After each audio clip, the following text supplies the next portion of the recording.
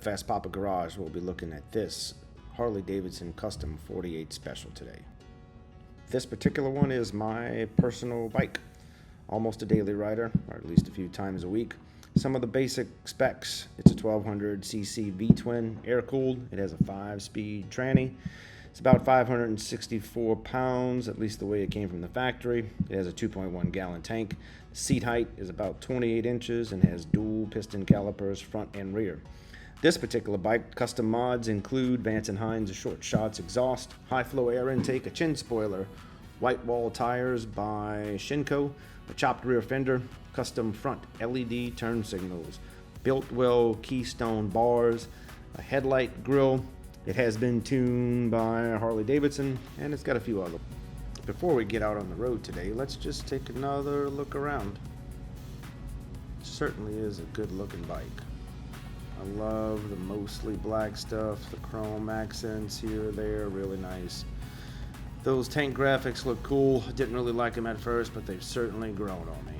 I'm gonna reach down, start her up, and let her idle for just a moment. We're gonna sit back and talk a little bit about the switch gear. Mirrors are underslung. We have your typical on and off switch here, the ignition. There's a hazard light above that. Horn, that's the right blinker. That's the left blinker. That's an info button to scroll through the instrument cluster. Little screen down at the bottom shows trips, and there's a gear indicator and an RPM counter, which is cool. There's also a headlight toggle and the left blinker as well. So let's get ourselves up and ready to go. Head on out. So when talking about the 48 Special, this is a 1200cc motorcycle. It is the larger of the two Sportsters, or at least the traditional air-cooled Sportsters that Harley Davidson has offered for years. This one has been modified. It does have a custom Vance & Hines exhaust and a high-capacity breather, so it is certainly more powerful than what the standard 1200cc off the shelf, kind of off the showroom floor motorcycle would be. I have not had this motorcycle on a dyno, so I'm not sure what the horsepower would be. If I was to guess, I'd say it's somewhere in the 65 range, maybe it's 70, not exactly sure. But it definitely goes. It does not take much twist to the throttle to get this thing moving in any gear. It seems to just pull the torque, especially in gears 1 through 3. The bike really goes. It definitely has the typical Harley air-cooled bike, traditional, almost agricultural type of feel to it. You feel like you're on a motorcycle when you're riding this thing. It really just has character. It has this spirit about it. Like, if you're in any doubt about what it is you're doing at the moment, you are definitely riding a motorcycle. I would in no way ever use a term refined when it comes to this machine, but man, it's still fun to go. So as we take off here, we can see it's just got acceleration for days. It goes and goes and goes, and it's just a hoot to ride. Be it a hoot or not, one of the things to point out with this motorcycle is the suspension. I think is pretty lousy.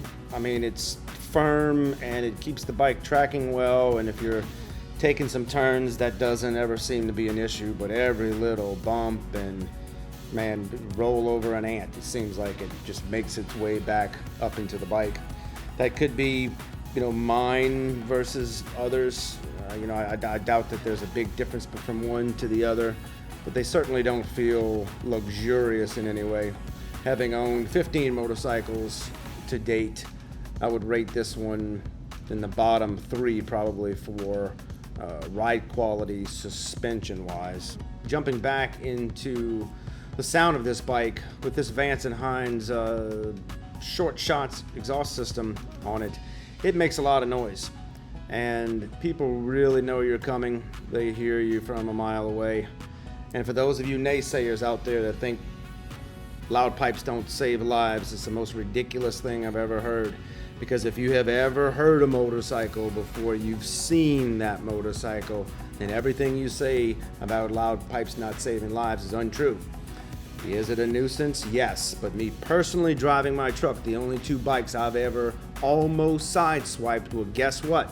Sport bikes. Yeah, sport bikes, all quiet, rolled up on me so fast.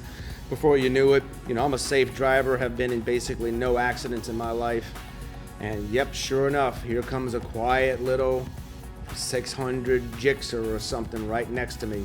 And boy, that's what I'm gonna hit and sideswipe because I had no idea he was there. Have I ever almost sideswiped a Harley Davidson? No, sir, I have not.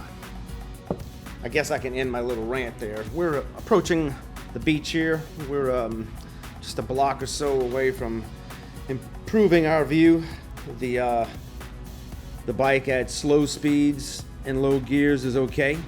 It doesn't just kind of coast very easily. It does want to chug a little bit, but I think that's mostly about engine design. So if you've been on a Harley V-Twin, you understand that they're smooth when they're going. You get them up in the RPM range and get the bikes moving, and they're just fine. Just kind of chugging along at lower speeds and lower gears. It can want to jump around a little bit on you. Not that it's a problem. It still feels good, and if you like a visceral experience, this is still the right thing for you to be trying out. So we're going to stop here, take a look over. So there's some bikers, not motorcycles, they're regular bikers. So turning left onto the beach road. It's summertime here in Florida, so there's people everywhere. We're going to enjoy one of the best things in Florida, and that's kind of taking a bike, down a beach road and seeing Mother Nature a little bit. So what else can we talk about the bike? The speedometer is, for those of us that have a certain OCD thing about us, a single speedometer up front, that's easy to see. High contrast, black screen behind it with white letters. It's very easy to see. The little information gauge gives you some options to show which gear you're indicated in and your RPMs. I don't particularly like the gear indicator because if you're stopped and not moving, it does not show a gear. That's kind of useless, Harley Davidson.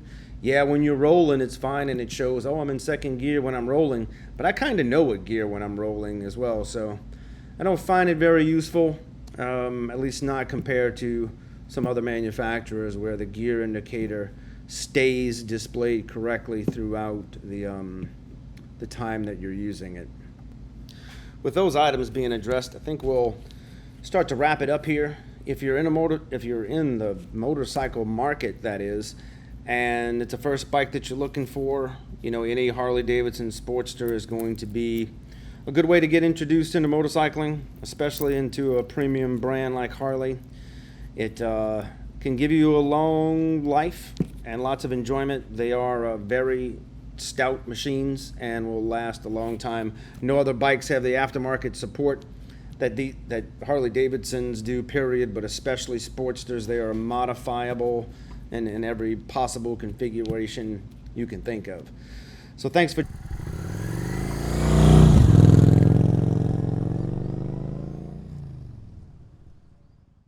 future, and click that like button for us. Please subscribe. Thank you so much. Have a blessed day.